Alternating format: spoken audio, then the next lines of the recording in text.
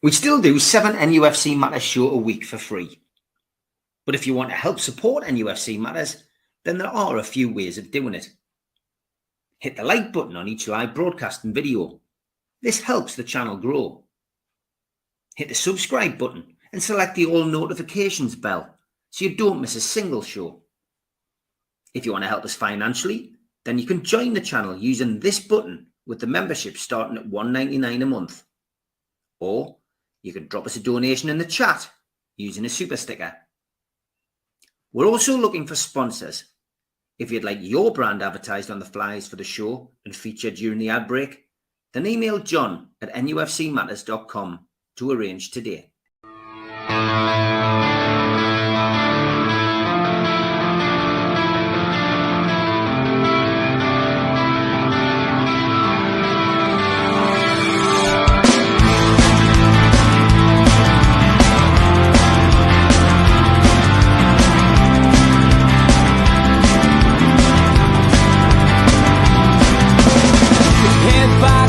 Critics attack. It feels like I've been talking to myself again.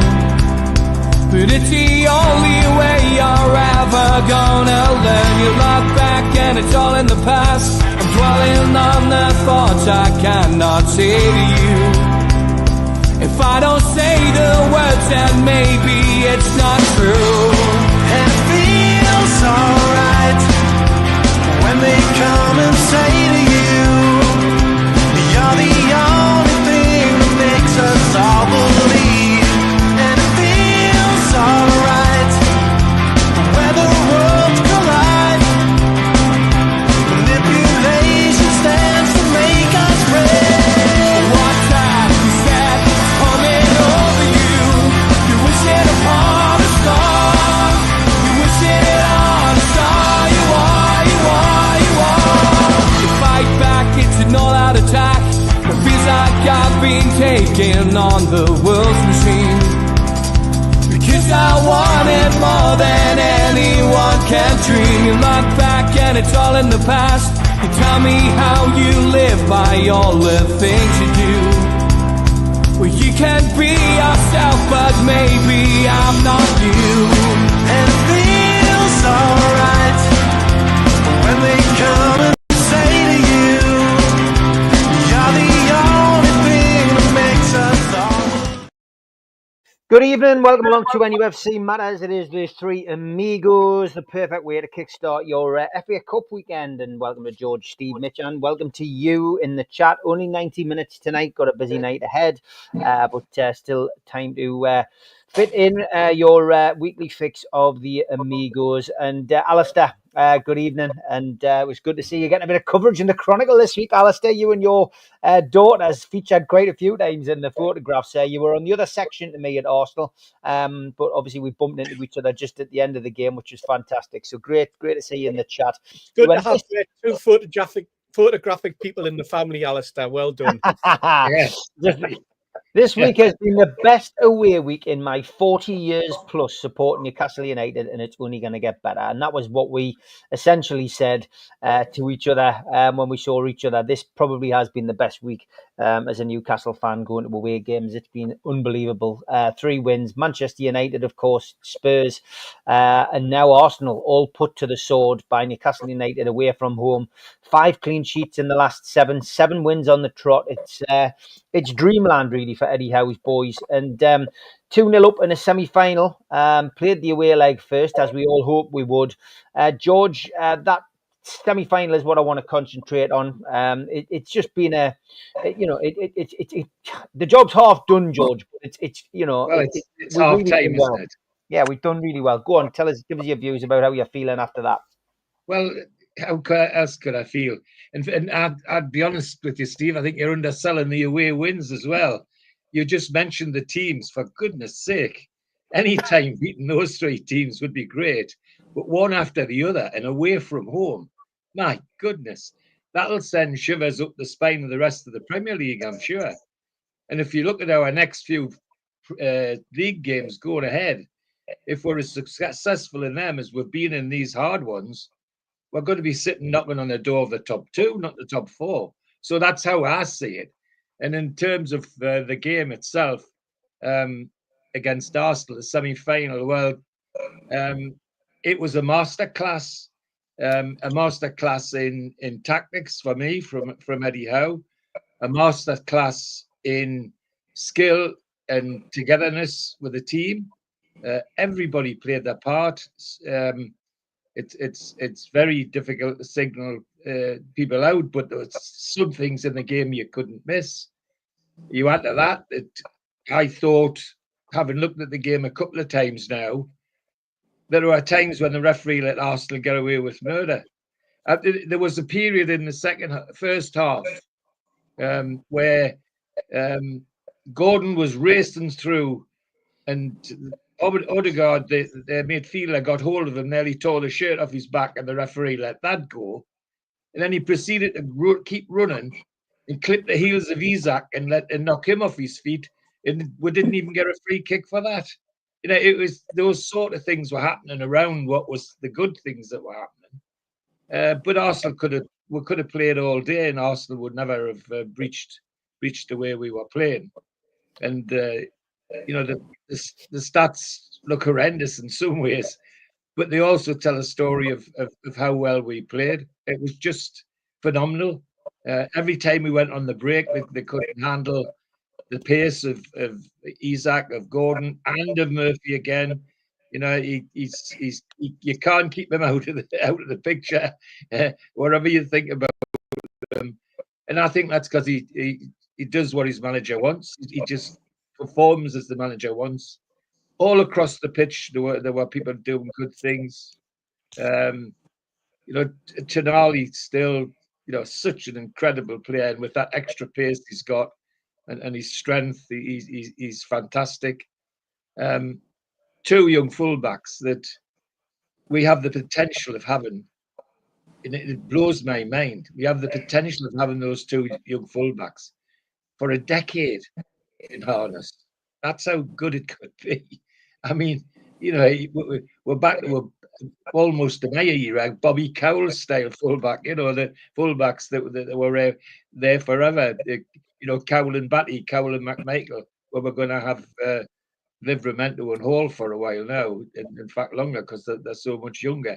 No, it just was, as I say, a tour de force in terms of tactics, in terms of the fitness. And I think all the staff we're now seeing, I think the lads have said it elsewhere, that we're now seeing perhaps the impact that Bunce is having on things. Somebody's mentioned Dubravka's name there. Well, one thing I mentioned about Dubravka, and it just signals what we've been talking about for the last month, is that free kick he took, just planted on the Botman's head and knocked down for Isak to put it in the back of the net. I don't think that was an accident, but at all. I think that was a training ground free kick. I'm certain of it. Could Pope have done that? I'm not so sure he could have done, because he hasn't got the control that Dubravka's got. So, I mean, I can talk the whole 90 minutes about the team at the minute, Stephen, and it was just fantastic. But you're right to start the way you did. What a fantastic range of away games, but not just the range, but who we beat. And that will reverberate right around the whole of the Premier League for me. So, what a time to be a Newcastle supporter. Fantastic. Steve, it's it's just great, isn't it, to be talking like this. I saw Daz Curry on Tuesday night. We had a little bit of chat and talking about different players, and you're trying to think back at the last time that we saw something like this happen at Newcastle United. And there's other people, like I've mentioned it on previous shows this week. It's amazing to see those people who you often see at away games. You never know their name, you always know their face, yet you always speak to them. It's part and parcel of travelling with Newcastle on the road. But those people just feeling confident every time we go to win away game, smiling and just enjoying it. And I mean, when when often our fan base gets called called various things by the media or other fan groups or other fans from other clubs have a pop at us. The hardcore fans who go to every single game, those who go the length and breadth of the country and Europe, just to see their faces on Tuesday night smiling and enjoying it, and just basically saying, I've never experienced anything like this. It's great, Steve. It does really does start to feel. It is starting to feel like a new dawn, and we can all collectively go back to standing on terraces in different places in different parts of the country, and literally hoping that we'd see Newcastle win a corner, or hoping Newcastle would get that consolation goal in a 4-1 defeat again. There's definitely a momentum swing and a change, and that's in the dressing room as well. Hearing Anthony Gordon, his interview after the game, Yeah, he said, as yeah. soon as I the change, and I believed we would win. You know what I mean? I believed we would win the game, and that's a monumental shift in mental attitude, Steve. Yeah, I mean that air of positivity that we've been crying out for is now falling out in spades, isn't it? It must be a joy to be, and it's a fabulous reward as well, by the way, for that traveling band that we have who religiously turn up week in, week out, traveling the length and breadth of the country, and as you say, in Europe for years and years, and coming away sometimes just wishing for a consolation goal, wanting not to be humiliated, not to be shown up, the disappointment, and then going back the following week and thinking, let's hope it's not as bad as last week, because that's happened time and time and time again for that hardcore set of fans. But they've always had the belief, and now what they've got is they've got the opportunity to revel in what hopefully is going to be a monumental season for us, and a well-deserved one. If we can come away, I mean, let's face it, I shouldn't say this, I'm going to fall into this crazy trap. I'm going to talk about doing the double. I'm going to talk about getting into Europe and things like that, and I shouldn't. I should keep my own feet on the ground, in the same way as the players are keeping their feet on the ground, and Eddie's keeping his feet on the ground. But I'm a supporter, and I don't do that. That's not what being a supporter is about. It's about the highs and lows. And at the moment, I'm experiencing these fabulous highs. I just wish I had the opportunity to have been there on Wednesday night. There's an air of, should I call it jealousy? Yeah, why call it jealousy? I'm jealous about those who were lucky enough to be there and sample it. But at the same time, I'm proud to see the faces, the smiles. I feel as though, even not just because I wasn't there and just because I'm watching it on TV, I felt part of it all the way through that game. I felt proud of support that was coming from the terraces, and I felt proud of the performance. I thought it was probably the most professional performance I'd seen a Newcastle team in a hell of a long time. And I could go back probably decades if I wanted to try and pick out a better all-round performance by 10 players and a goalkeeper and a bench and a manager, because everything that we did, everything we tried to perform and produce came off. The substitutions came at the right time. The formations and changes that he made was absolutely spot on. The manner of the goals, the way that the team performed, the way that the team worked as a team. There was not one single player who was out there trying to outshine anyone other than an opponent, not one of his own. And that, for me, showed the team spirit that you're talking about, that Anthony Gordon's talking and exuding. And it's just been a monumental week. I think that George used that word. I'm sure he did. If he didn't, I'm sure I heard him say it. And even if he didn't say it, George. It was a monumental week. Absolutely. It's been superb. I mean, the everything, but there's nothing you could complain about. Absolutely nothing in the way that we pulled ourselves together as a football club. And the run that we've had, and the runs that possibly could continue to have, and I'm sure we'll talk about it later on in the show when we talk about where we're heading, both in the league and in the cup. But a fabulous week to go to work on Wednesday and to go in with a smile on your face. That must have been 52 252,000 Newcastle fans on Wednesday morning, worldwide, on Tyne throughout the country, and in Dubai, I'm sure. Right.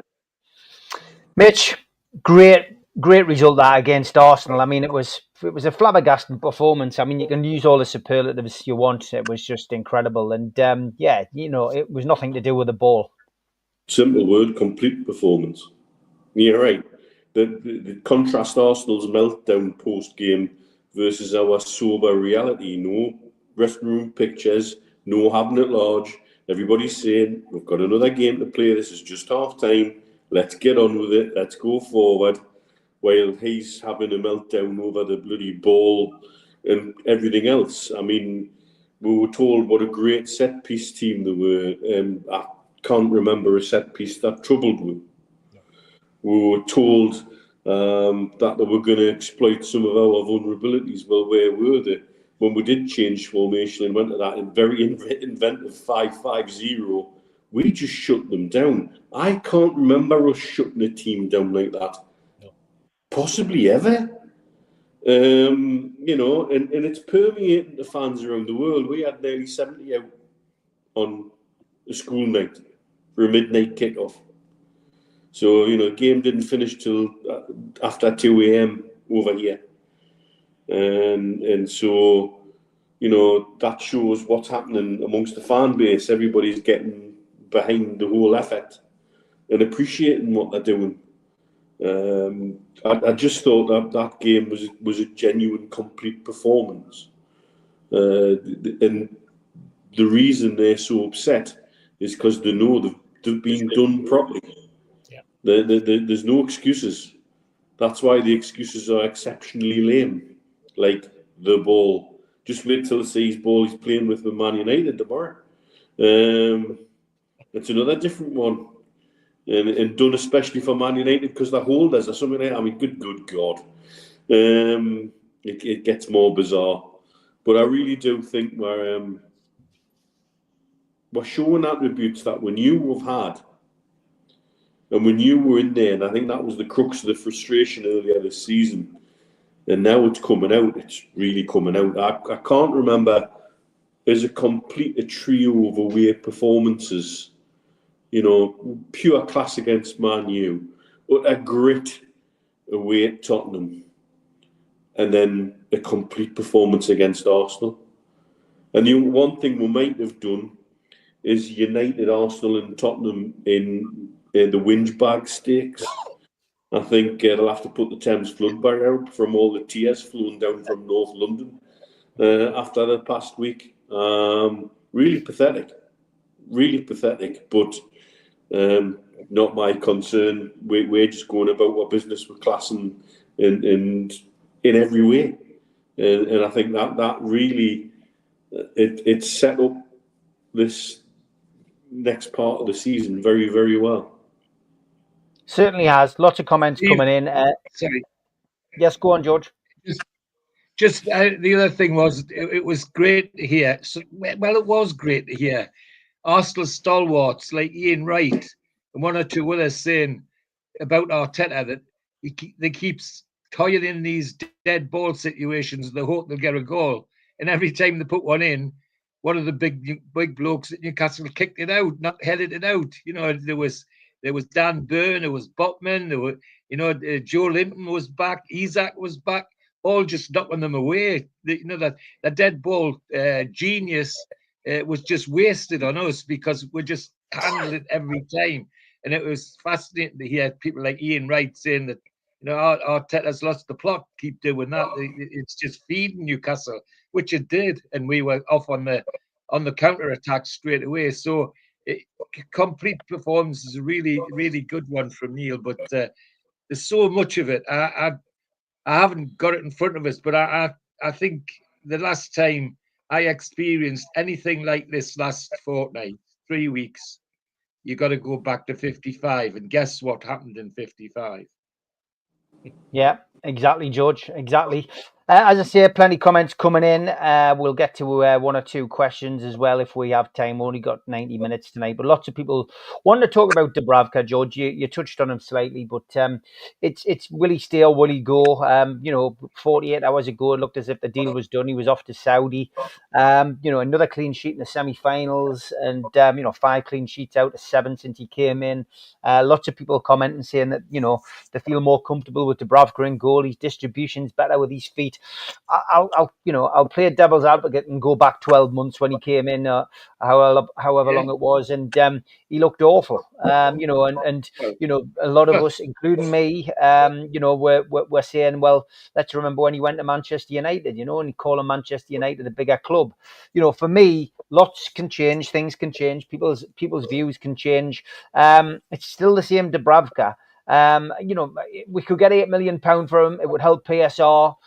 We've got an international goalkeeper who's currently third choice, not getting a look in Vlachodimos Odysseus. And from my point of view, I understand. I've listened to Eddie carefully in his press conference today, and he says from his perspective, from his point of view, he wants to keep Dubravka. But then he was asked by Nisha from BBC, would it be fair to say that because of the run that you're on at the moment, you don't want anyone going in or out because you don't want to alter that dynamic in the dressing room, which is something I've mentioned over the last couple of weeks. It is a tough one, and lots of people are saying that in the chat. Dave says, I don't get the Dubravka hype either, to be fair. His last run in the squad was mistake after mistake. It led to him being slated. Now the tables have turned, and it's Pope's turn to be slated. Benny says, sounds weird, but I hope we don't suddenly give Dubravka a new contract at the minute. He's playing brilliantly, which players tend to do when they need to earn a new contract. Let's keep that going. It's interesting, isn't it? Because we're always going to have different opinions. And John says, will Dubravka be persuaded to stay? Because, again, we'll have to face it. It's not just our decision, it's his decision if he's given assurances of selection between now and the end of the season. So my question to you lads is, and George will go first with you, is where do you stand on the Dubravka debate? Well, I've got to put my hands up and say that the last time the opportunity for a change of the goalkeeper came, I was looking for Odysseus Vlachodimos to go into goal, not Dubravka, because at the time he had just had a spell where he couldn't. The ball looked as though it was hot. He couldn't keep hold of it. He was just all over the place quite a bit of the time. So it wouldn't have disappointed me at all if Vlachodimos had gone in and he hadn't. But anyhow's a great one for saying you do the job, you get you do the job, you get the shirt. And anybody with half an eye, anybody that's been involved in football, it looks at what's happened over the last 5 or 6 games he's been in, and look at the clean sheets, and look at some of the important saves he's made, and look at the important distributions he's made. Like I say, that free kick the other night was on a sixpence.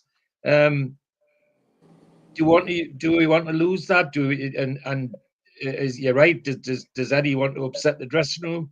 I think not. But my stance would be if we can give him something which would make him stay, then it's important that we have a go. If the player thinks, and let's be fair enough, if he thinks that there's something better for him elsewhere, and it could be a lot of money we're talking about, not just a few pounds, then we've got to be honest and say, well, good luck to you. But I at the moment, my view would be keep him as long as we can, and if we can keep him happy, fine. Because whatever's happened in the last 6 months with him, in on the training pitch and with the coaches and all the rest of it, has something very marked has happened to Dubravka off the field, because he's changed so markedly. It isn't just a little bit. He's playing at a different level at the moment. That's he's either been doing something different in training now, or they're doing something and working with him in different ways. I don't know. He looks a different goalkeeper to me at the moment, and while he's like that, we need to keep him. That row at the back goalkeeper and the 4 defenders has always been important to her. And he's an important part of that at the moment. The other thing is, of course, we've got, we lost a good centre back in Shah going off. You know, it's like losing a Bentley, and then we brought a bloody Rolls Royce on, Cole Buckland. I mean, yeah, you know, do we really want to upset that? And I don't think we do. So my view would be do all we can to keep him, but if he wants to go, then we can't stand in his way. It's as simple as that. Okay, it's an interesting position we find ourselves in, Steve. And you know, from our perspective, I mean, goalkeepers, we've got a few. Peter Moyle says, Craig Hope says we'll get nowhere near 8 million for Dubravka. He has to stay until the end of the season. Pope was an accident waiting to happen. Steve says keep Dubravka as number 1 till the end of the season, then get a new first choice keeper. Goalkeepers are always scapegoated when teams are playing poorly, says Cristobal. Defence starts from the front. And since his shoulder injury, says Gary, does anyone think Pope's dropped a level so that there isn't much between him and Dubravka now? Craig Lee says Dubravka's our number 1 for me. He should stay after the goalkeeper mess he created 2 years ago. He owes us for not being available for that final. And Jonathan says, agree, Steve, he's earned his place and doesn't deserve to be dropped. Denise says Dubravka didn't settle as he has now. Our whole team has improved. I did like Dubravka originally, and I love Pope. Maybe Pope will come back stronger, as Botman has now. We do need to keep till the summer. And Benny says, regarding Dubravka, imagine if we get through to the League Cup final, we have to start our third choice keeper, Vlachimidas.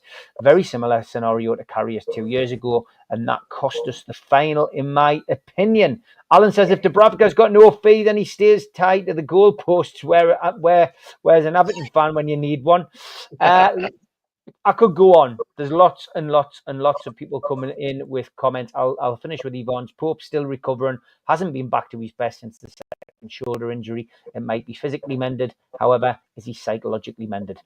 Great opinions. Keep them coming in the chat. Steve, thoughts on Dubravka? Should he stay? Should he go? And if he goes, should we just let him go on a free at the end of the season? And, you know, then concentrate on maybe bringing in a replacement like a Ramsdale, like a Trafford, two of which have been already linked with Newcastle quite heavily over the last couple of years. You know what? The goalkeeping position is quite unique, and I find it different to any other position in the team. First of all, goalkeepers seem to be able to go on for an awful lot longer in terms of their career. They seem to get better with age. But what I would say is, of all the positions in the team, probably barring fullback, because they tend to get a bit of stick, a lot of it is down to confidence. It's a position where confidence is vital.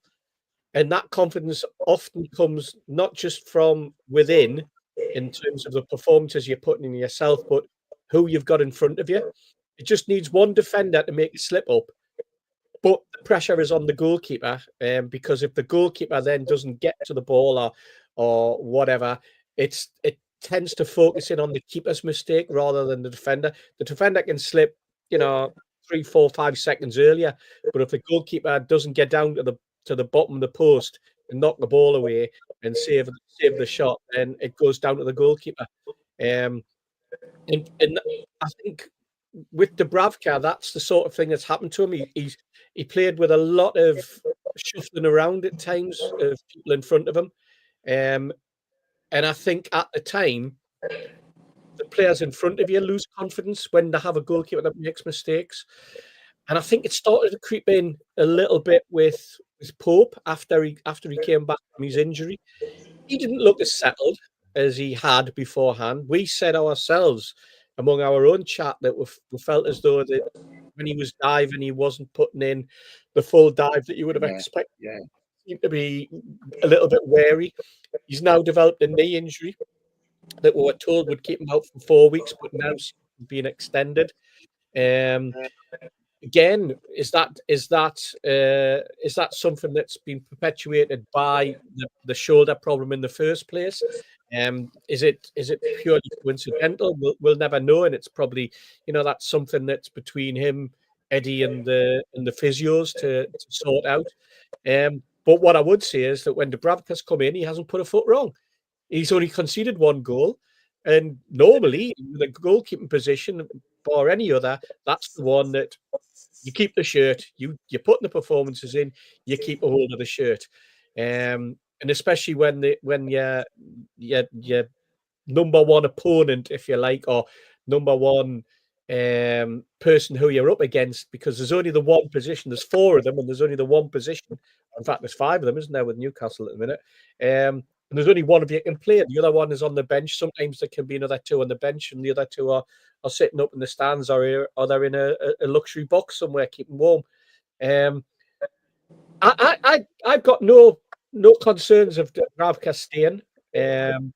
I'll take the sentiment out of it. If Dubravka stayed and then at the end of the season the club decided not to keep him, there's every possibility that's because that's a decision that's been made by Dubravka and the club. It's Dubravka's choice at the end of the day. If the contract's up, so fair enough. He decides he's going to move on. He moves on. The club decide they don't want to keep him, or the club's got somebody else lined up.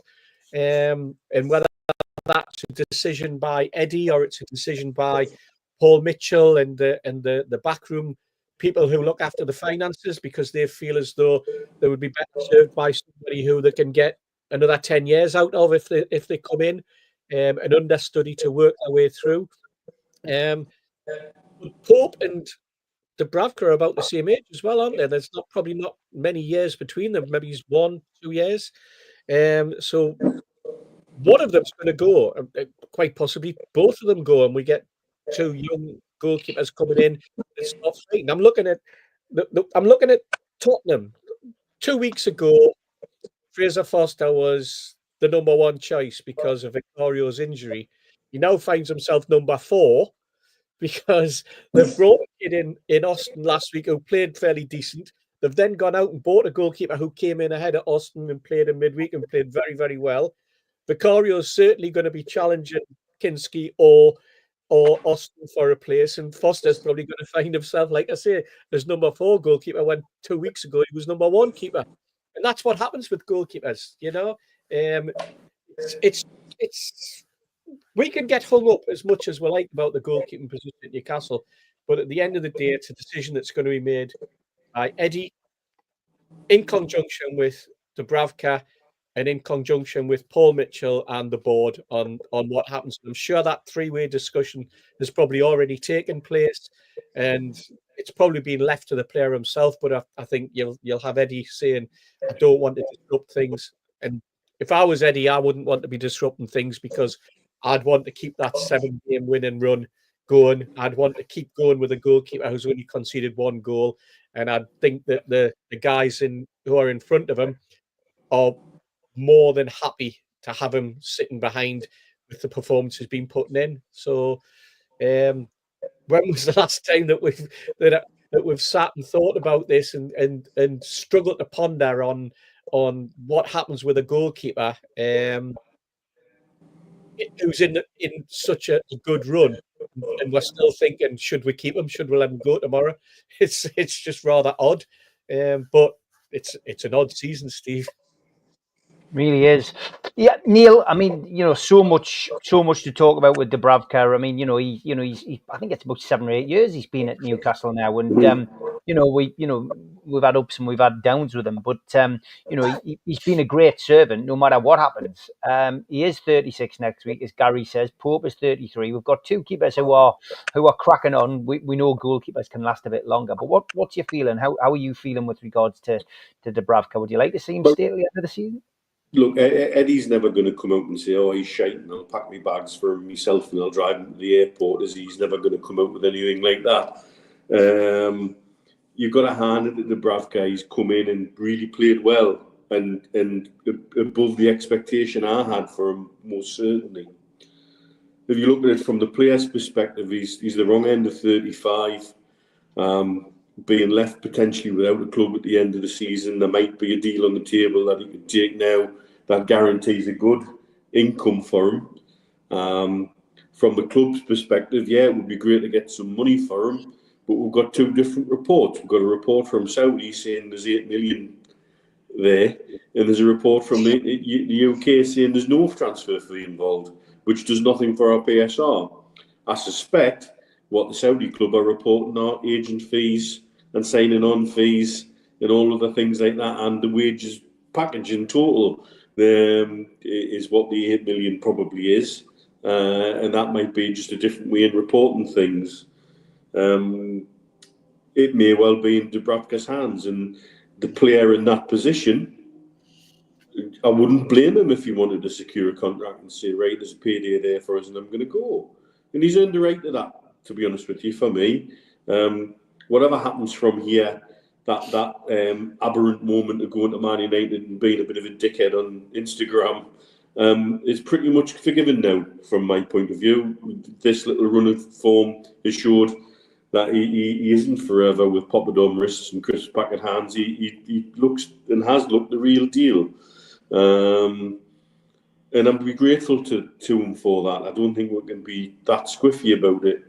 Got to remember, we're not necessarily in the same position as we were, because our third choice keeper is the Greek international #1, and that's not somebody that should be sniffed at or thought lowly of. It's not like waiting on Karius, who barely played a game, coming into a team. We're talking about somebody different, and we've seen very, very little of Chakademus, or sorry, whatever he is, and so we don't know what to expect. So what we're sort of worrying about is the unknown, and as Steve rightly says, it's goalkeeping's such a confidence position. But then you talk to anybody who's worked with a Greek lad, they say what a great lad he is to have around the camp. And he's pushing everybody hard and training, and mentally he's superbly positive. So what do we do with this? If it is up to Dubravka, then so be it. And what will be, will be. I would be very wary of giving him a new contract right now, because we need to sort the goalkeeping room out over the summer. And I think sorry, I was going to say, it's interesting what you said there about the decision being in the hands of Dubravka and a player leaving. You look at Karius. He left at the end of last season. He's still waiting for a club. You know, and this is just signed in the Bundesliga today. Yeah, just signed for Schalke today. Schalke. Yeah, exactly. But that's taken 6 months. You're right. So there's a player coming out of contract, and it's taken him 6 months to get one. And so from Dubravka's point of view, if there's an offer there, I would certainly wouldn't hold it against him if he would want to secure it. Because how many other keepers are out there without contracts at the moment?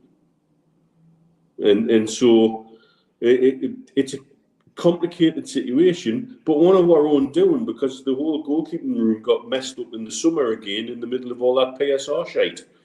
And it's something that, some people have blamed Mitchell for. He had nothing to do with that. That was before his time at the club. So coming in, I'm quite sure that's on his to-do list, is big circled box at the top of the page, goalkeepers.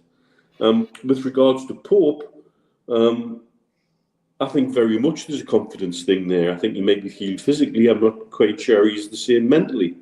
He hasn't looked the same coming for crosses in the way, Dubravka didn't allow Arsenal to bully him on Tuesday night, and I think he did reasonably well. Yes, he was at times electing to punch rather than catch, but that seems to be the style these days. Just seems to be get it out the box any old way you can and reorganise.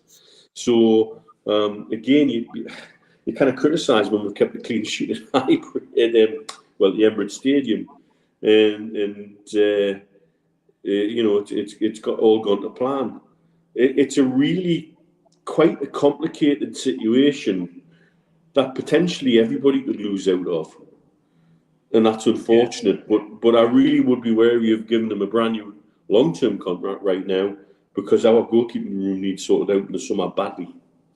There's another aspect of that confidence level, Mitch, that you talk about with Pope. Pope was always destined to be in that England Euro squad, and then didn't make it, and then he gets back squad, and for no reason, he's out again. You know, out because of the performances of others, not necessarily the performance of his own, because he was doing all right, and then all of a sudden he gets dropped from England again. So from a confidence level, the lad's gone highs and lows from an England perspective, and people, you know, that's the spotlight on, and that's the biggest spotlight you can have as a goalkeeper, probably, in terms of, you know, representing your country and being part of a squad, and then suddenly not even making the three because they've decided that Henderson at Crystal Palace is going to go instead of you. You know, all very odd, but psychologically that must have had quite a debilitating effect on Pope, and would affect his confidence, I would imagine. He came into the, you know, the only thing I could say with Pope that probably is part of his game that really hasn't come on is his kicking ability. You know, and that's an important facet. Yeah. But At the moment, equally, with the ball at their feet. if you look at the knee injury he's had, has that been affecting again his confidence, or actually physically affecting him? And are we going to see an improvement in kicking when he comes back because he's now confident because his knee's sorted out? You see that with the kickers in American football. And you see it with kickers in American football where they go away, get put on IR, have a meniscus done, come back, and suddenly they're popping things over their left, right, and centre. Whereas before they went on IR, they were missing effectively chip shots. The mechanics of a professional sportsman, mentally and physically, are quite peculiar and very, very, very, you know, fine-tuned engines. And so I'll be curious when Pope does come back, because I presume there'll be a time he will come back as number one, exactly how he performs both in terms of physicality and his kicking ability. Okay, halfway through the show, and as always, time for the ads. We're not going to have much time to squeeze other stuff in because there's that much to talk about. So we'll have a quick ad break. We'll be back after this. A big thanks to all our sponsors, Skips and Bins. Say hello to low-cost waste disposal with pay-as-you-go and contract waste management. Contact them at their website, skipsandbins.com, or email www.skipsandbins.com/contact. Big thanks to Mr. Vicky's Sauces, handmade in Cumbria. You can find them at mrvickies.co.uk. Email them info@mrvickies.co.uk. Telephone 01768 210 102. Thanks to our fanzine sponsor, United Group Travel. Travel and Tourism Award winners 2024. 2 crew driver and courier, local family company, 3-star plus quality hotels and no interchanges, all excursions included. Find them at their website, www.unitedgrouptravel.com. Email beverly.ugtl@gmail.com. Telephone 01670 632 460 or mobile 0791 666 4174. A big thanks to Media Arts for all the help with the technical side of things. Their website is media-arts.co.uk. And we're also available as a podcast. You can find us on Sports Social, Podcast Network, iTunes, Spotify, and other podcast providers. If you want to help the channel, then hit the subscribe button. We do 7 shows a week. Hit the thumb up that likes each video, and click share to share to your social media. Some Newcastle United events coming up. An evening with the entertainers, 24th of January 2025. Box office number is 0191 243 1171. Or website, Tyne Theatre and Opera House.uk. An evening with Lee Clark takes place on the 31st of January at the Tyneside Irish Centre. Tickets are available on Voucher or from newcastlelegends.com. An afternoon with Celeste Ferdinand takes place on the 6th of April 2025, 12 p.m. till 4 p.m, and that's at the O2 City Hall in Newcastle. Tickets from www.ticketmaster.co.uk or from Voucher. And did you get a book voucher for Christmas? Then why not buy The Entertainers, 1992 to 1997, Kevin Keegan's Legacy by Will Scott. Priced $18.99, also available from newcastlelegends.com.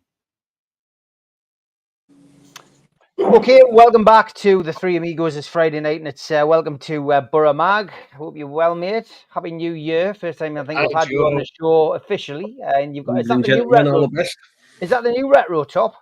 Yeah, I'm doing everything I can to ease the PSR problem. So yeah, you come in the post this morning. Well, you must have read our minds, because that is a topic that I wanted to discuss tonight, and it's whether the lads will be buying the retro top. So I'll come to you first, Joe, because you bought it. Why did you buy it?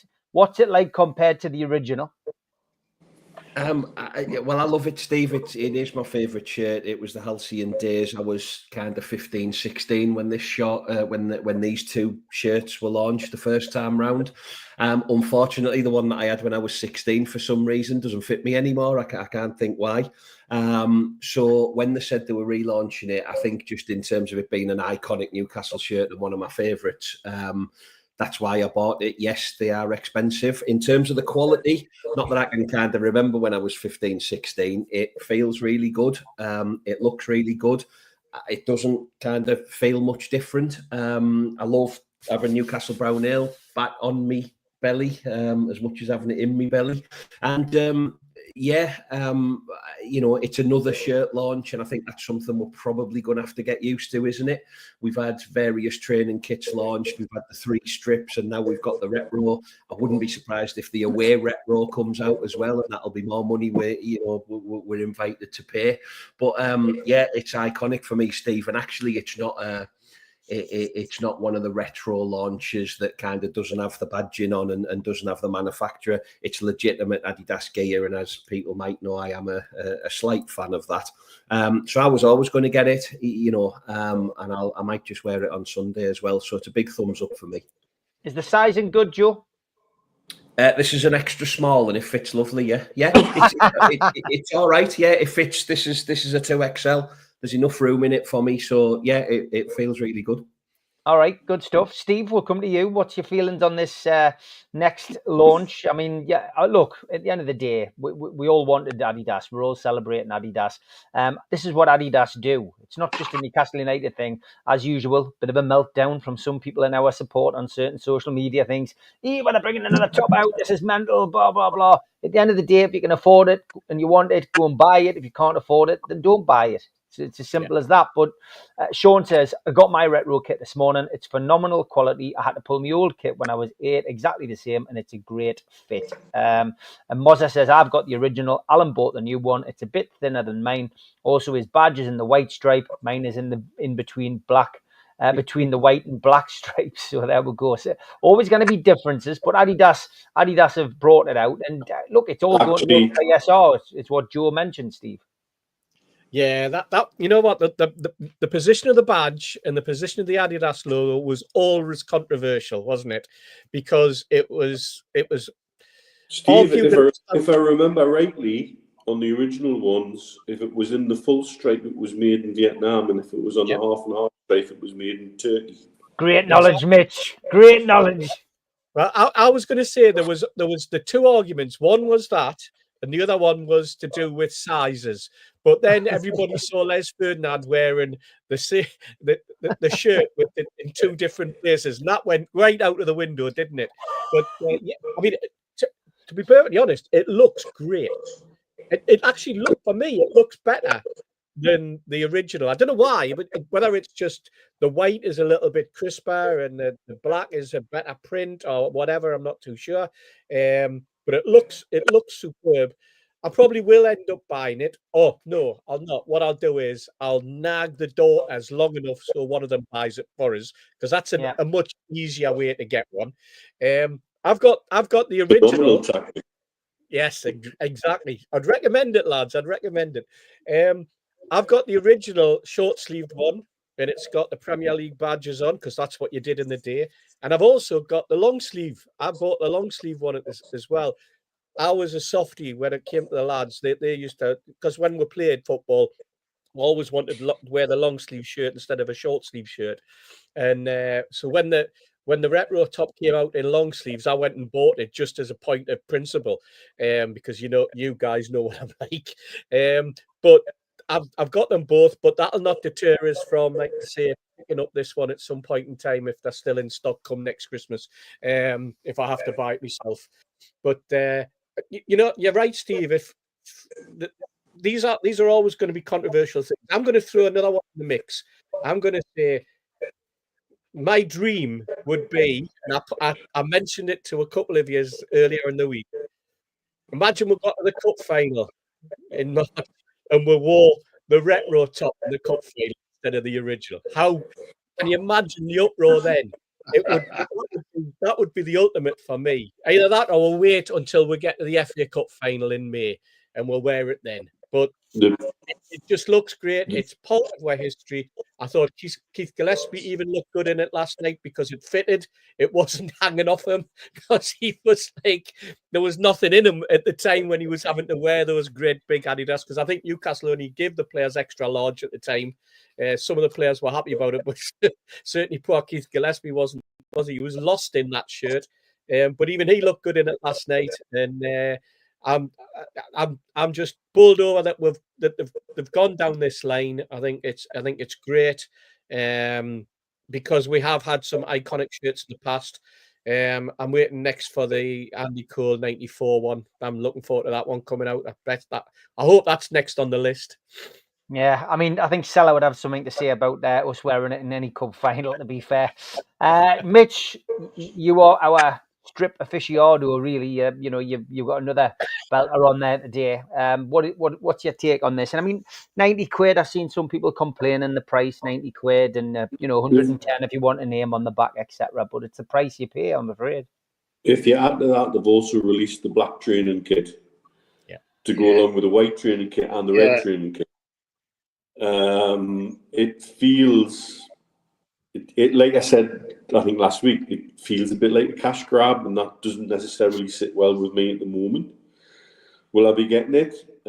No, unless it randomly appears over here somewhere. It's not on the Adidas website here. The best place to get our stuff is still, it's actually an app called NUFC, and it's owned by Noon. And all our stuff randomly appears on there. But get this, it's usually at either a third, a half, or 66% off. That's the brand new stuff. So I picked up the pre-game shirt with the feathers on. There's a black version of that. The warm-up shirt. That. Yeah, I got that for 140 dirhams. Brand new. Wow. Which is what? It's under 30 quid, isn't it? It's about 25 quid. Yeah. Brand new, real thing, through NUFC. And I also got, when they released the originals range, I got the tracksuit, the top and the bottoms, and I got that with third off. So it's bizarre what appears over here. That doesn't necessarily, will not get everything over here, I would imagine. But I think it just feels a little like a cash grab. That's all. When, for me, there's bigger things to be done with the club.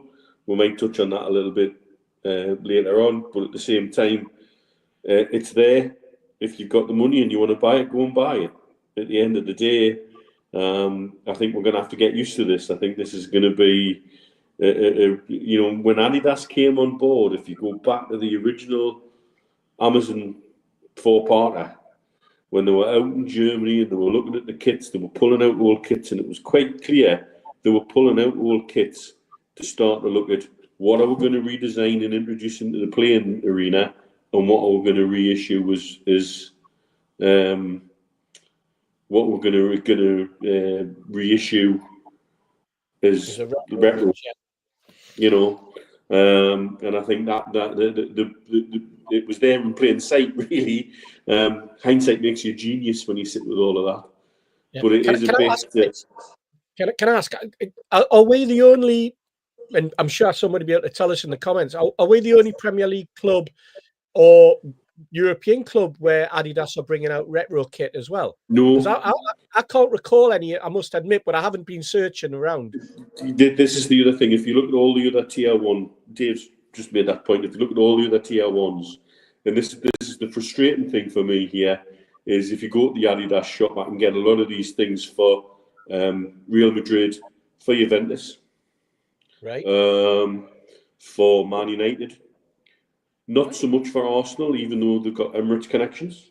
But believe it or not, their stuff is appearing. If you've ever been with Brands for Less over here, one of the outlets, this season stuff is appearing in Brands for Less already. Never. Dear me. Aye, with big reductions. So we are getting a feed of some of it, but it's typical for supply of anything here in Dubai, whether it's Branston pickle, Greg's home baked sausage rolls, dental materials, or anything. The supply is not constant nor consistent, and so when it's there, you grab it because it ain't gonna be. If it's not there next week, it might not be back for 6 months.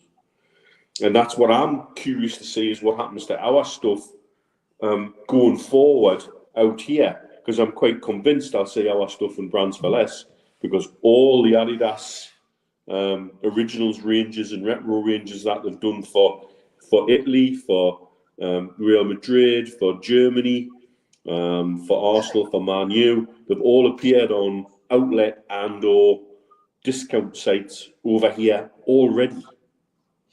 Yeah, Brands for Less are a bit like TK Maxx, aren't they? Pretty much that. Yeah, similar. Yeah. The only thing you have to watch with Brands for Less is they get stuff from Korea and Japan occasionally. So you buy it, you buy what you think's a double XL, and it's not. It's like a small. Super small. George, thoughts on this new retro release? Well, the first thing is to say I love it. It's a nice shirt, and somebody's already said it. The one thing that struck me straight away, it's proper black and white. I'm not sure that the other one exactly was, but whether they've made the white brilliant white or something, but it does look proper black and white, and I think that's great. That it's come out at the time that we've got the new black train and stuff and other things coming out as well. It is what bothers me. Goodness gracious, it's money grab at the highest. But on the other hand, if we want to be at the top, a level 1 club with Adidas, and they can see that they can sell it, they'll produce it. It's as simple as that. The first time they can't sell it, they'll not produce it anymore. So clearly they're getting rid of this stuff, all right, and that's amazing. Now I'm slightly spoiled in a sense. I mean, what I'll buy, I'm not sure for financial reasons, but when I go to Neil's, and I've just come back from Neil's, and I see some of these other shops, like the shops has been talking about, what there is and what the prices are. I'm like a kid in a sweetie shop. I would be buying every one. Even some of the away tops for teams like Madrid and Barcelona and places like that. There's some beautiful shirts at really, really reasonable prices compared to what ours are. And as I say, I'm like a kid in a sweetie shop. But for this shirt, I think they've done it right. As I say, it's proper black and white, and I would like it. A shirt story from way back. People talking about liking short sleeves. I think it was in '57 when I was playing in the juniors, and the other fullback was a little lad called Joe Butler, who you might remember got into the first team. Well, we were playing in the Newcastle District Junior League. The pair of us were fullbacks. They used to joke about Mitchell and Butler being a BN or not footballers, but never mind. And one week, Ted Hughes said, "This week, lads, can you take your shirts home? Because the boiler in the boot room's getting serviced and the girls haven't got the hot water to do the laundry. So for once, can you take your shirts home and wash it yourself?" But we all did. When I went to training on a Tuesday night, Joe Butler was sitting in. He was frightened to give his shirt in. because his mother had decided to make it short-sleeved and he had it at home. his long sleeve had suddenly become a short sleeve. And he was frightened to hand it in case he got into trouble. Brilliant I stuff. feel for young kids. I feel for families with 2-3 kids when there's such a range, and I think that's what we really need to think about. And the prices are ridiculous to begin with, and if you've got 2 or 3 kids and there's a training kit comes out and there's a retro shirt, I don't know whether the retro shirt is in youngster sizes because of the Brown Ale logo on it. I'm not too sure. I'm sure someone can answer that for us. But with new training kit, the home kit, the away kit, the third kit, they'll want the shorts and the socks as well, the little ones, and that must put an awful pressure on families, and that's something that maybe the club just doesn't grasp at times. I'm sure somebody will raise it in a meeting, but then it'll be very much sort of pushed to one side and. It'll be, well, that's the way it is, and you don't have to buy it if you don't want to. And those are the sort of words that annoy me in that sort of situation or give me cause for concern. But I do feel as though sometimes when this does happen, families will be put under pressure, and kids always want, they always want what their neighbours have got. They want what the kid that sit next to at school's got, what the lad in the streets playing in. They want the same. I suppose the only saving grace is that wanting to wear Newcastle now instead of Man United, Liverpool, Chelsea, Arsenal. Yeah. Okay, half an hour left on the show. Forgive us for not doing Tweet of the Week today. We've got a lot to talk about, and I did want to ask the lads their opinion on. It's not a new appointment in the boardroom. Lots of people are saying, new appointment. T-Tank says, what's the panel's opinion about the new appointment in Newcastle United's office, and what will be his role? I'm going to let Mitch take the lead on this one because he's going to miss the professional show tomorrow morning because he's busy at work, so it'll be me and Stu Penman at 10 o'clock tomorrow morning. But what's your feelings on this, Mitch, the appointment that Newcastle announced this week? Well, it is a new appointment to the board of Newcastle United, and I think that's what makes it significant for me. Jacobo Solis is a name that we've bounced around between for a number of months, and I had a long chat about 2-3 months ago with Craig Hope about him. Because Craig had got wind of the name and wanted to know who he was, because he most certainly has been somebody in the background making significant decisions about Newcastle United. He's PIF's head of European investment, and he's a high flyer. He's the definition of a young charger, but I gather also very ruthless businessman, and he's not abashed to make very difficult decisions at times. And so what I find significant about it is to have him pushed front and centre and onto the board. No longer in the background. He's now in the foreground. He's in plain sight. I think that uncomplicates some of the relationships and decision-making processes between Newcastle United and PIF. While people are talking about grounds and feasibility studies, we're asking where some of the sponsorships are. Bearing in mind, I think it's Monday that the APT rules get rolled back as well. So I find the timing of this appointment quite interesting. It's been on the cards for a while, because if you look at the photograph that they took of him standing in St James's Park, the Adidas logo isn't on the East stand. Yeah. So it's not something that's been recently done. It's been in the pipeline for a while. I had somebody asking, should we be worried that he's not based in the UK? Well, he's as much as UK based as you could get from somebody at PIF, because he spends most of his time in London, and that's why a lot of our meetings have been happening in London. And I think you'll find that's where a lot of our transfer business starts to get done, for example. I think we're moving into a position where PIF are making themselves far more plain and obvious, and are comfortable to make themselves far more plain and obvious. We've asked them, why are you being so passive about certain things? I was always sure that things were happening in the background in my own little way. But this is, for me, it moves it to another level when you take an individual who's plainly been making significant decisions about the club, but in the background, and put him on the board. He's now in plain sight for everybody. At a time when we're talking about grounds, we're talking about sponsorships, we're talking about APT rules being rolled back, we're talking about this, we're talking about that, we're talking about transfer windows. And suddenly somebody directly, more directly than the other PIF appointees on the board, is a decision maker. Why is he a decision maker for PIF? He's head of their European investment portfolio. Guess who's part of their European investment portfolio? Well, that would be us. So I think that's why it interests me. It's suddenly, it's no longer in the background. It's somebody who's now in the foreground, who was a decision maker, who was a deal maker, who was a pretty damn ruthless businessman. And this is what we need to understand, that there are certain things we all need to change. I know I bang on about it. I'm like a broken record about mindset change. Mindset change within the club, within the fan base and everything. We will never be, if we keep the same mindset, anything other than the biggest club in Newcastle. And with that change of mindset, though, might come difficult and painful decisions. As Neil says, we've got a new CEO to appoint.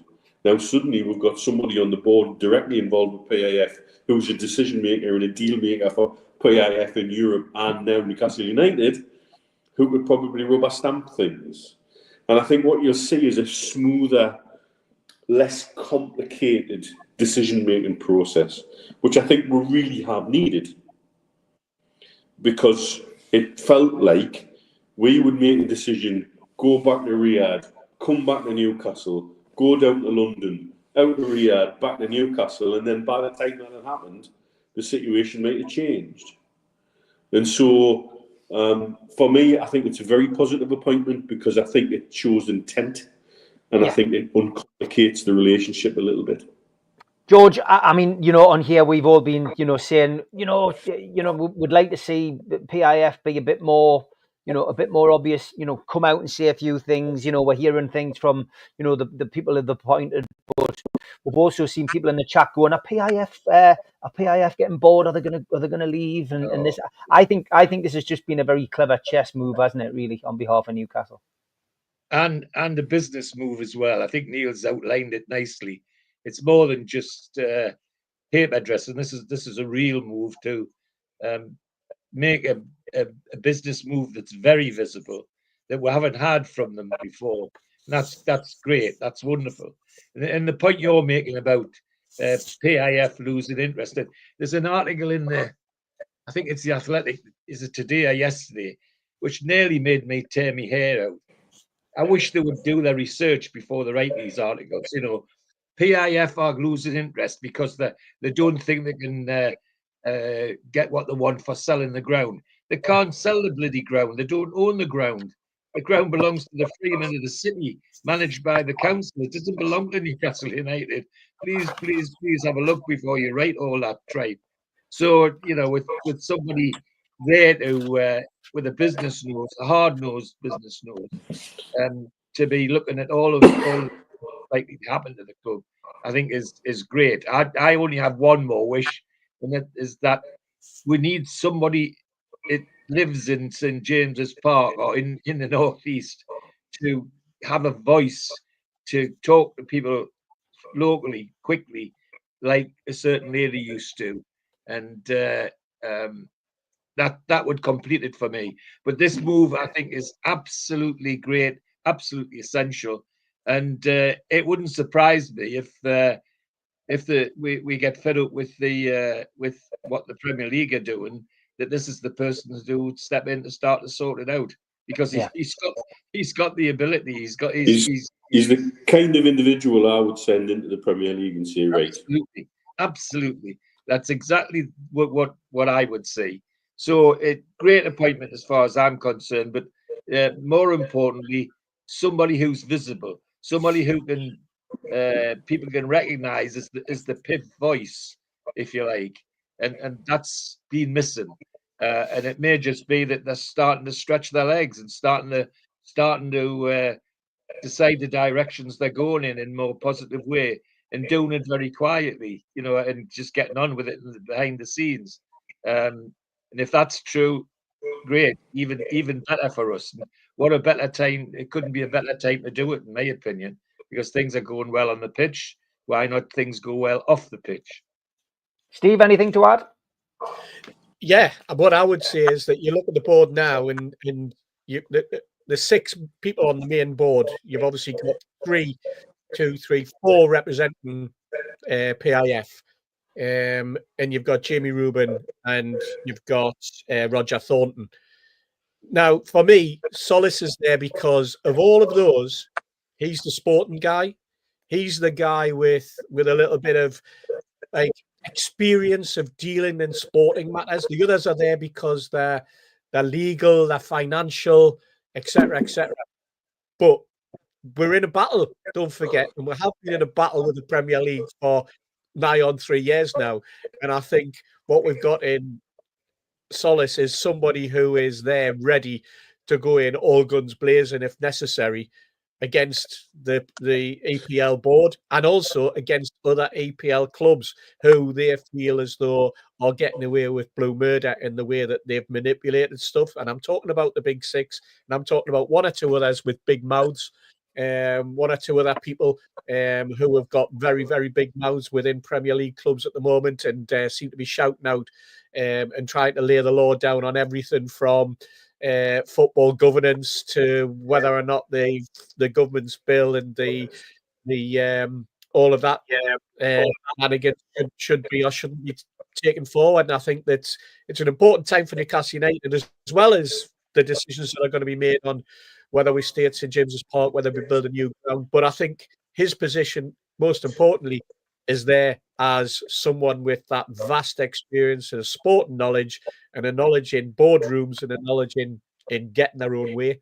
And I do think it's interesting that now you look at it and you think there's the 4 people that are there from PIF, and suddenly PIF are there to be able to flex their muscles, not just to be nice people in the background. We know very little about the other 2, Asma Razik and Abdul Majid Al Hagbi. But we all know Yasser, but Yasser is there very much as a figurehead for the whole of the PIF, and he's very much the face of PIF, but not necessarily is Newcastle. I think Jacobo Solis is somebody that Yasser Al-Rumayyan trusts very implicitly from other business dealings he's had with him and other sporting dealings that he's had with him as well. I do also think he'll do it in a different way, whereas Man City have been pushed into a corner and quite confrontational. I think you'll find we'll do it in a very different way. What's the phrase? You attract more flies with honey than you do with vinegar. But it would be very dangerous to underestimate somebody coming into a situation like that, like Jacobo Solis. Yeah. Okay, good stuff. Joe, just a few words on this. Yeah, Steve. I mean, the lads have said it all. Really, I just think for me, yet again, it smacks of we're a proper football club with proper business people running it properly. And in terms of this guy's caliber, I was looking at the guy's CV and the work that he's done with the LIV Golf. Idiots don't become the head of the European investment arm of a company like PIF, and he's now attached to our football club. It can only be a good thing. And if he's brought in to kind of, to raise that public profile of PIF, Asiel Ramayan cannot be in Newcastle all the time. It's great when we do see him.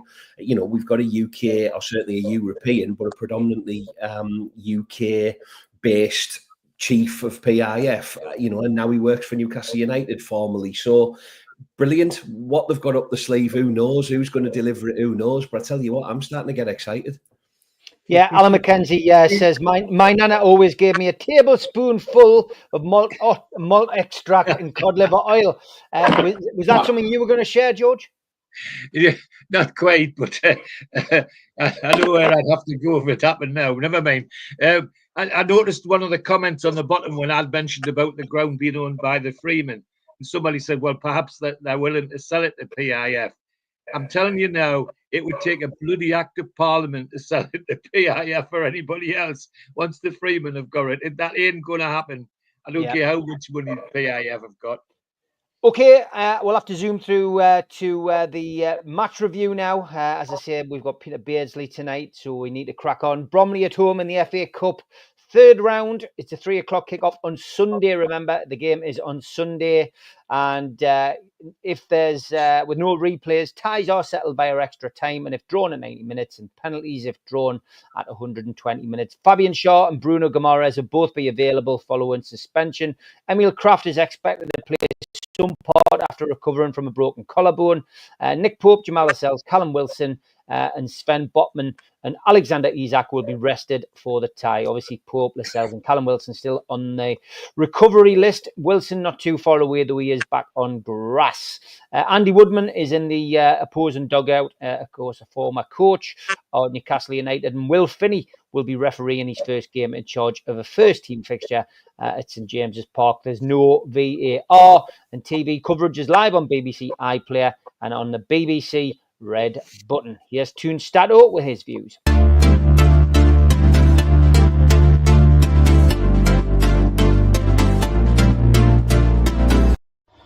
Hello everyone. What a week and what a month it's been for Newcastle United. 7 consecutive wins in all competitions, winning away to Manchester United, Tottenham and Arsenal in the space of 9 days. We're walking in dreamland. Now, the last time we did something similar was under Rafa Benitez back in 2016-2017 when we won 9 consecutive games in a row, both in the Championship and in the League Cup. The all-time record is 11 wins in a row under a certain Kevin Keegan back in the 92-93 season. So let's see if we can elapse this year.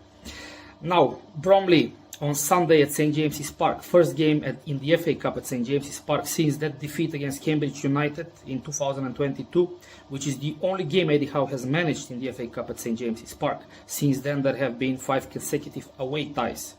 When it comes to Bromley, they got promoted to the Football League in May last year, and it's the first time in their history that they reached the third round of the FA Cup.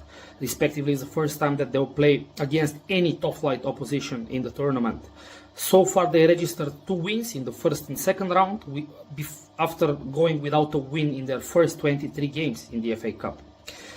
When it comes to Newcastle, after facing AFC Wimbledon for the first time in their history, they'll face also Bromley in the first time in their history, which is the first season that Newcastle will face 2 new clubs in England since 1978-1979 when they faced Cambridge United and Torquay United again in the FA Cup. When it comes to players, Corey Whiteley from Bromley is the player with most goal involvement so far in the tournament, with 2 goals and 2 assists. And the manager of Bromley is certain Andy Woodman, the father of Freddie, who also played for Newcastle. And of course, Andy was in the coaching staff. Let's see what happens on Sunday and if we continue the great run away the lads.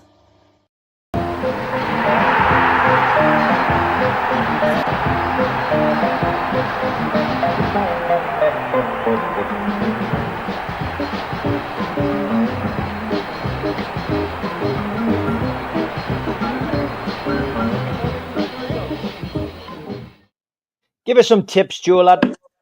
I'll try, Stephen. I'll try. As you can imagine, the prices are absolutely crazy for Sunday, so I will share what we've got. Drop a pen on the fixed odds and see what it comes out as. Newcastle are 2-13 to win the football match, as you can probably appreciate. The draw is 7-1, and Bromley are 16-1 to beat us on Sunday. The goal markets are ridiculous. 0-0, 28-1. If you think there'll be under 2 goals in the game, 13-2, and it's just over 2-1 if you think there'll be under 3 goals. So the bookmakers are expecting a goal fest. Will Asula expected to play. He's 8-11. Sean Longstaff probably will play 7-2. Lewis Miley 19-5. Kieran Trippier over the wall 13-2. And Lloyd Kelly at the back post, 17-2. For Bromley, there's a guy by the name of Michael Cheek, who's apparently scored 13 goals this season. He is 18-5 to score. 1-0 Newcastle, 10-1. 2-0, 13-2.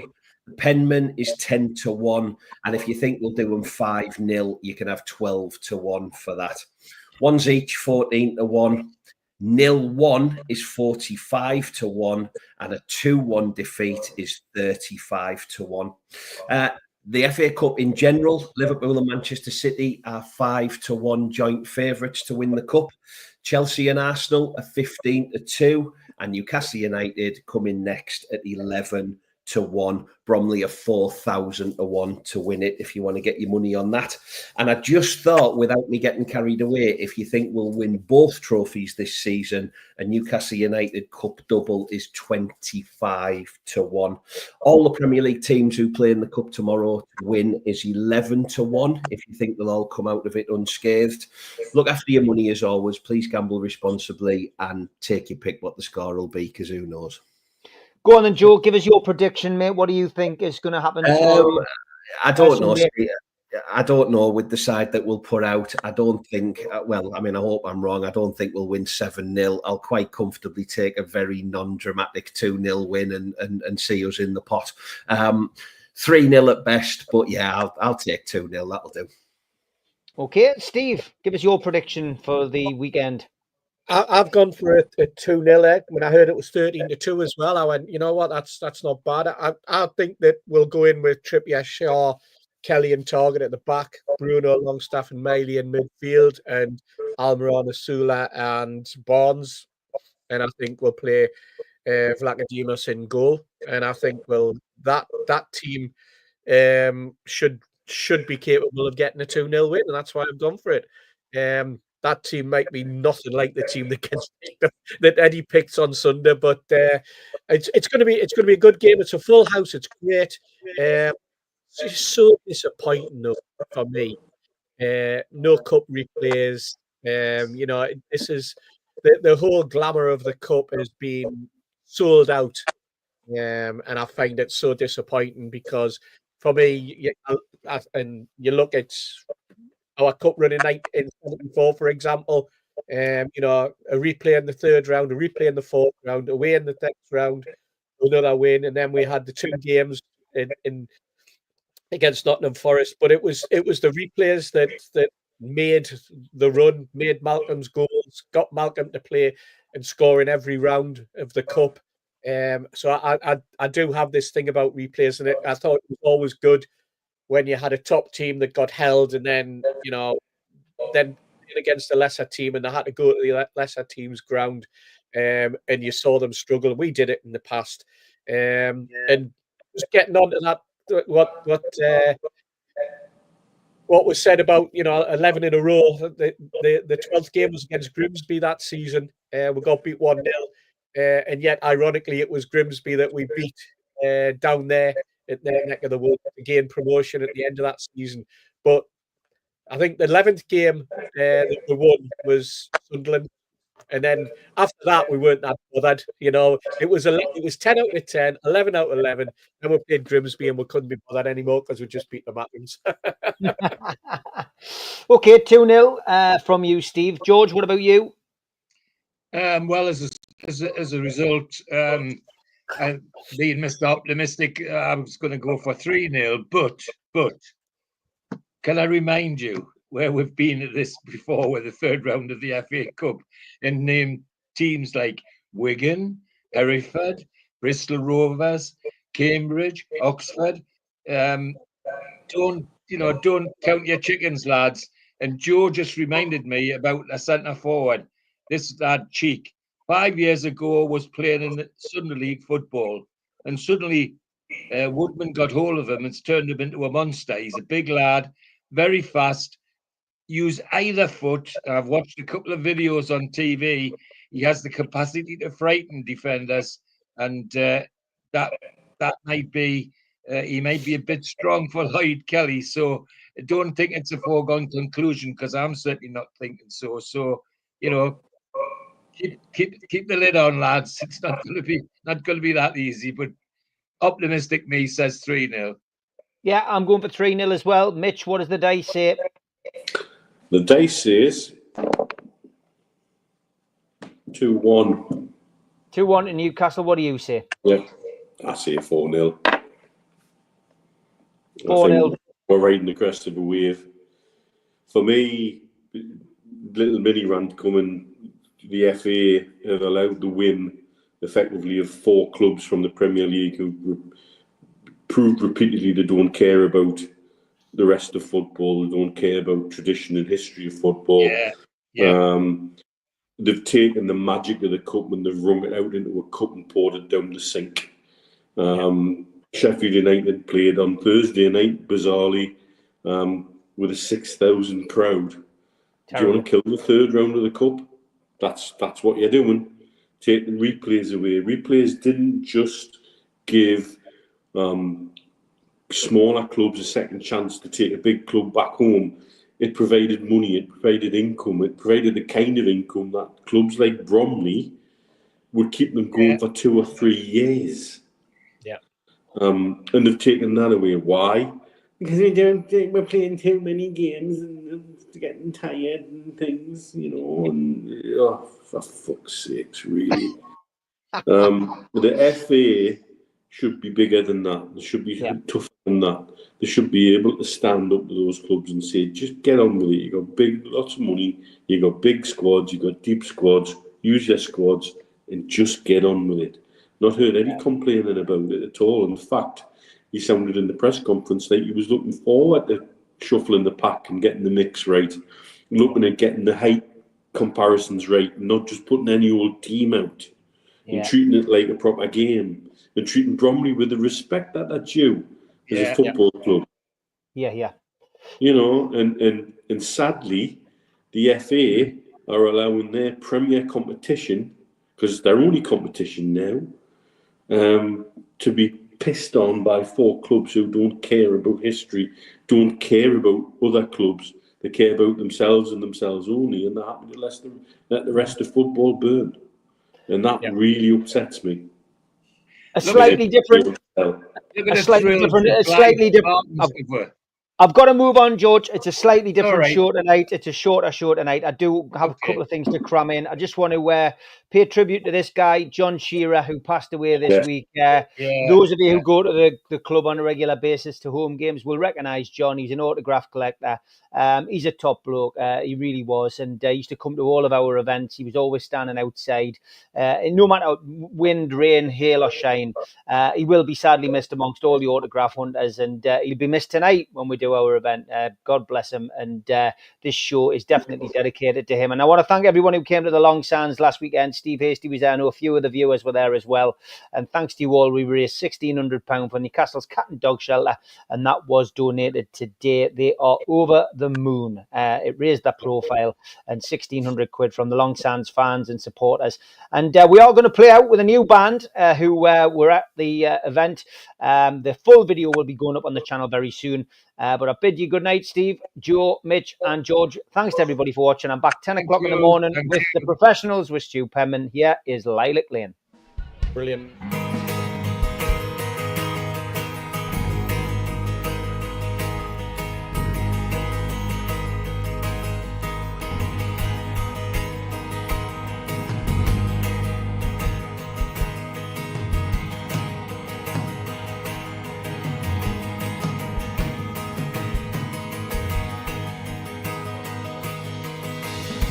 You on the bedroom floor, D&D sign on the door. Don't even trust what's in my mind, cause I know it always ends up in a fight. When I get myself into a hole, wanna be swallowed by the floor. And it's not your name I see on the phone.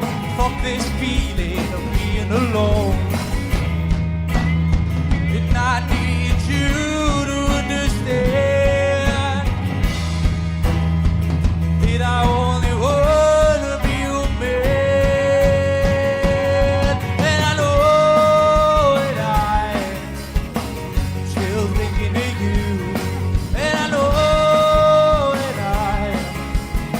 I'm not telling the truth. The voices burning around my brain. It's enough to make its own mind insane. I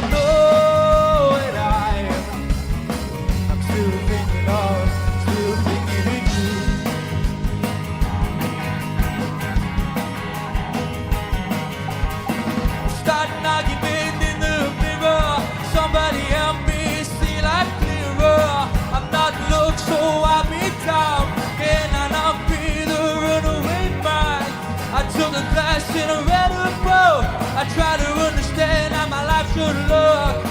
I stand back, watch it erupt. Fucking press the button, press self-destruct. And I need you to understand that I only wanna be your man. And I know that I am still thinking of you. And I know that I'm not telling the truth. The voices going around my brain, it's enough to make it grown mind insane.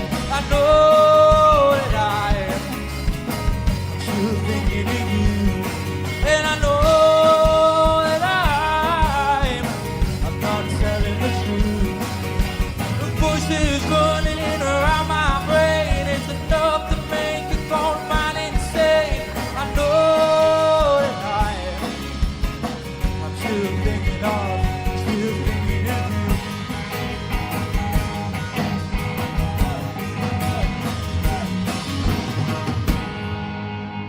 Thank you very much.